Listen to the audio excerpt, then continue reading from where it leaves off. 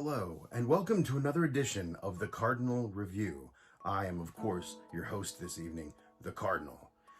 Today we're going to be taking a look at the newly released action RPG, horror, fantasy, Souls-like game, Mortal Shell, brought to us by Cold Symmetry, a AA video game for $30. Is it worth your time? Is it worth your money?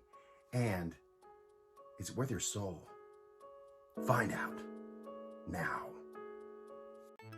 Mortal Shell is an action RPG Soulsborne game that you play a zombie person who inhabits the lifeless corpses of fallen soldiers in order to attain ascension out of this nightmarish hellscape that you have found yourself in by defeating the three main bosses in their three main temples and freeing a prisoner in your main hub land.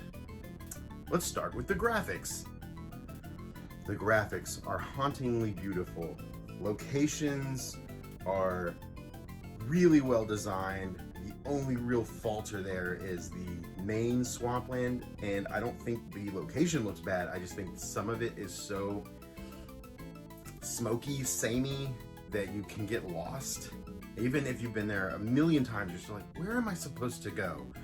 However, the art style is stronger here, in my opinion, than in Dark Souls games. I don't know why that is. I think it's because every time I stopped and took a screenshot, it looked like the cover of an 80s metal album. It looked like the cover of a Slayer album, or, the cover of a Mastodon album. Yes, I know they're not from the 80s. Thank you very much, metal nerd in the comments. Get out of here. One thing I love about this game is its great use of HDR, which the Souls games haven't really nailed yet. The 4K and the HDR-ness of this game, yes, those are verbs now, because I made them verbs, are so just pleasing to look at. Even though there's those dark areas in these games, they're just so full of color. It's crazy that a AA team was able to pull off visuals that look this good when there's these AAA teams that cannot. Also, there's a nice faux variety. Boss design in general is awesome. The three main bosses you fight, and then of course the final boss, they're all just really cool designs. They look unique enough, and they're not derivative of any other bosses I can think of. And there's one boss in particular that was actually kind of heartbreaking to fight because of a certain element to that fight that made it feel a little sad and melancholy. The last thing about the graphics is the armor detail on the shells. The shells are the names of the fallen soldiers you inhabit with your zombie body. Think of like Iron Man suits.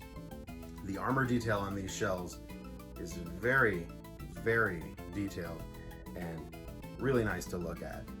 So, graphics overall great. Just a couple of things, mainly strange cutscene transitions.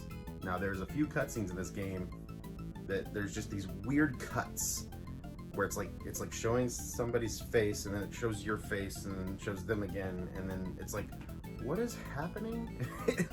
I can't tell if it was intentional or not, because this game is just weird for the sake of weird. It just is. There's parts of this game that are even weirder than Dark Souls, and there's a specific area in particular that just is mind-bending. So, yeah, graphics overall, great. Let's move on to sound, music, and voice. The sound is chunky and clanky as ever. I love the clashing of the blades, the way you hear the enemies off in the distance, chattering and laughing and being creepy. One of my favorite things is turning to stone, which is a gameplay mechanic in battle, which we'll get to later. But it sounds as crunchy as frosted flakes being devoured by a metallic crow or something like that. It's so crunchy. It has that satisfaction of the way in God of War the reboot, where you would throw that axe and you'd call it back and it would just go whing, and it would just, you'd catch that axe and it felt so good and sounded right. To me, that's the way turning to stone in this game. Again, a gameplay mechanic we'll get to in a second. So on to music. The music and the soundtrack are not entirely memorable because most of these are not necessarily supposed to be. There are a few boss themes that are very haunting and cool, but I think it's most effective at just creating tension and unease throughout the adventure. However, there is a loot that you can find, and through a certain system you can get better at the loot by just pulling it out and playing it. And so you start by playing it and you're terrible. And this is like not a gameplay mechanic really. It doesn't have anything to do with the main game.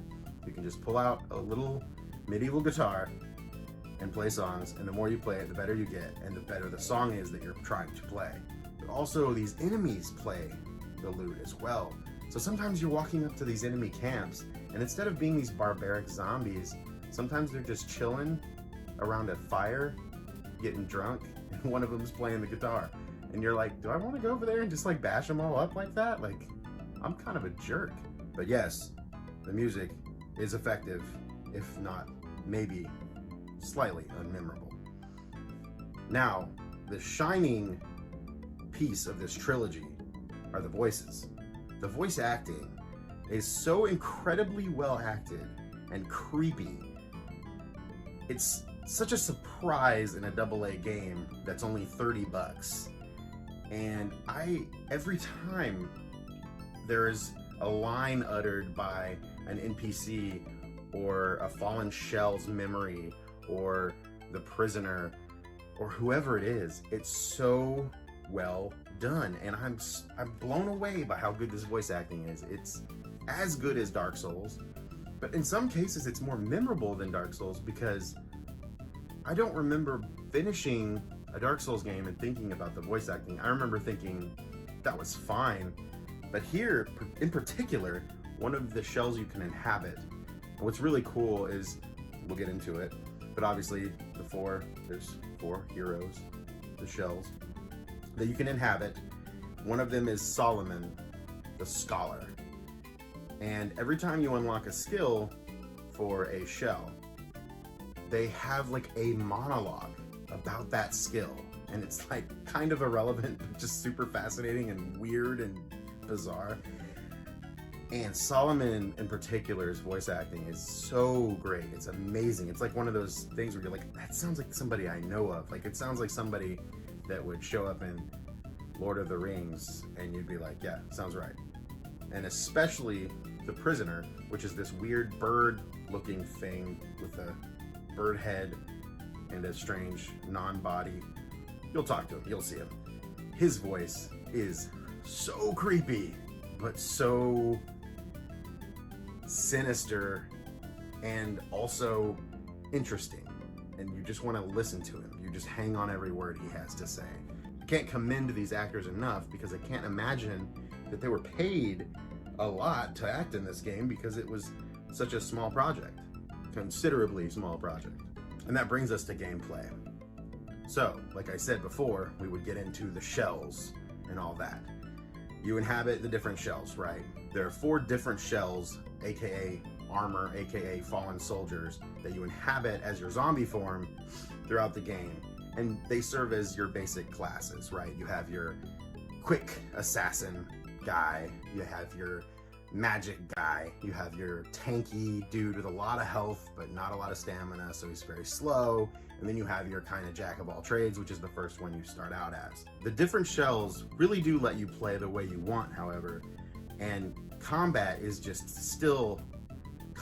extremely difficult yet rewarding, and still deep and satisfying at the same time. The shell system in general I find very fascinating, because instead of picking between a ton of arbitrary classes in a game and then later just tweaking all their stats and everything, the stats are actually locked here. You don't gain levels or anything. All you're doing is actually upgrading the shells themselves. And the experience you gain while using a shell is locked to that shell. It's this cool mechanic of switching back and forth to really find which one jives with you. And there's not a lot of baggage, because in Dark Souls, in my opinion, there's so much there. There's so much stuff to deal with. There's so many stats and upgrades and weapons and all this stuff. And here you have 4 shells, 4 weapons. That's the whole game. You're there trying to figure out which shell or which weapon works best for you, or which combination of the two works best for your playstyle. And I found this to be so much more accessible, but not easier than Dark Souls. Just more accessible because it's, instead of having to sit there and grind out levels because I felt like I wanted to be more artificially strong, it let me experiment a lot more because there wasn't as much to work with. And limit is the variety, right? Like, having a limit on something is the spice of life. Shakespeare said, "Brevity is the soul of wit," which may not apply here like I think I want it to, but it's fine, because what I'm trying to say is sometimes less is more. Someone said that. I think it was Santa Claus or Benjamin Franklin. Yes, quote me on that. So that's why this is my most recommended Soul-like experience for newer players who may want to dabble in that genre but don't know what it's about or don't know if they would like it. Because this is so much more accessible, but not any easier necessarily, it just lets you find your playstyle. And I realized that with such a limited pool of classes and weapons, that it was a lot easier for me to find what I really liked. I like playing the big armored tanky guy, but with the fastest weapon in the game. So it's this cool mixture of, I'm kind of slow, but also I'm using the fastest weapon, so you don't feel as slow throughout the game. Another cool thing is like giving the quickest character in the game the biggest, slowest weapon. It I don't know, it lets you experiment, and I really, really enjoy that. There's also a familiarity system which lets you consume items throughout the game, and it keeps you from hoarding your resources. The more you use a certain item, the more familiar you become with it, therefore the more effective that item is. And that translates to tons of different items in the game, whether it be healing items, items that poison enemies, items that give you experience, etc. So by the end of the game, a certain item that you would consume in a Dark Souls game, that would give you 300 souls no matter what. Well, by the end of this game, that same item that gave you 300 experience or whatever would give you now, like 3,000 or whatever, that's just an example. Speaking of brevity, this campaign is pretty short considering. I think most people generally take about 40 to 150 hours to complete most Dark Souls games. This game is about 12 to 20 hours long. I believe it took me about 20. I kind of like to feel everything out and see what there is to see. And I didn't see everything, and I didn't even unlock everything. But to me, a short campaign like this, in a game like this, which isn't normally done, most Souls games, even stuff like Neo, that I feel like were very successful at imitating the Souls experience, are still a little too long. And I never realized that that was a problem, for me anyways. And most people are like, God, more game, the better. But, life is short, baby. I want to get to other things. I don't want to just sit around playing games all the time. I want to play other games. Oh, you thought I was going to get to something else there, but I just sort of said I wanted to play more video games. Yeah, anyways. So the short campaign actually makes everything feel more intimate and meaningful. To me, that gives an importance to each area, because there's only 3 areas, and it does end up feeling sort of like a Zelda game. And also because you have these 3 temples. You have your fire temple, your ice temple, and your shadow temple. And then you have the final battle. That's basically it as far as your objectives are concerned. It is just a more freeing way of playing a game like this, in my opinion. And also, you can complete any temple in any order, which makes it super cool. And there were times where I would find myself like Googling, like, which one is easier first? And most answers were like, it doesn't really matter, man. Just do whatever. Like, I mean, like for me, I think it just really depends. Cause I think I found, like, to me, the way I played the game, I thought that was the better way to play through. I think like I went to Fire Temple, Ice Temple, and then the Shadow Temple. But then again, there were people online saying the complete opposite. Like, do the Shadow one first, and then, you know what I mean? Like, that's what I'm saying. This game has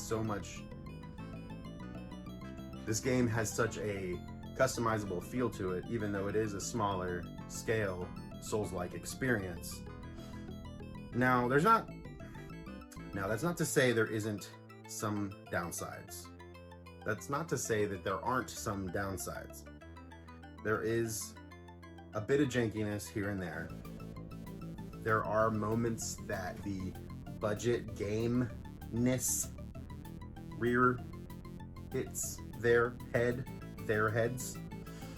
I did have 2 game-breaking bugs, and that's not wonderful. And in most games like this, a game-breaking bug can be super, super annoying, because you may have just gotten a ton of experience and you're running all the way back to camp and you're trying to, like, you know, level up your dude, and then you fall through the world and you're just like, what the hell? And you can't do anything. The screen goes black. That's what happened to me. It's not ideal, no. Is it forgivable? Well, yeah. It's a AA game with graphics better than Dark Souls and such an amazing experience otherwise. It's really hard not to just let this go, you know? I mean, it's like, dude, like 10 people worked on this game. Calm down. Everybody just calm down. However, there is an elephant in the room, of course. Yes, this game, I'm sure you've been like, why hasn't he mentioned it yet? Yes, it can feel slightly derivative of Dark Souls. Yes, of course it can. It's wearing its inspiration on its sleeve. It's obviously a game made by people very passionate about Dark Souls, and I believe there's actually someone on the team that even worked on Dark Souls games in the past. But you can feel the passion for that type of game, but that they also weren't afraid to try new things. Like the hardened abilities and the shells, and all of it changes so much in the Zelda-like approach to the open-endedness of the dungeons, and the whole feel of the game just has its own vibe. It doesn't feel nearly as derivative as you might think. And especially by the end of the game, it has its own spirit, its own soul, baby. And I think that's really important, because imitation is the most sincerest form of flattery, but they're not necessarily imitating it. They're just throwing their inspirations out there and saying, thanks guys, we appreciate that you made these awesome games, and here's our version of that. Because at this point, Souls games are their own genre, and at the end of the day, I had a lot of fun with this one. So those are my thoughts on Mortal Shell. Is it worth your hard-earned $30? Absolutely. I had fun AF. And unless you are violently opposed to Souls-like experiences or hard experiences, or you don't like medieval games or games with swords and armor, I don't know why you watched this review till the end. But I do think it could be accessible to newcomers who may have always seen the Souls games from afar and just went, oh my goodness, them stats, there's too much to manage, there's too many weapons and armors, and the dragons are scary. Well, there's no dragons in this one.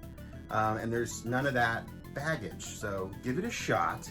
If you like it, you owe me big time. So, that's the video. If you liked it, give me a like. If you subscribed it, give me a subscribe. Wait, that's not how that works. And if you really want notifications every time I upload a video, hit the bell. I love you, good night, pet a dog, peace.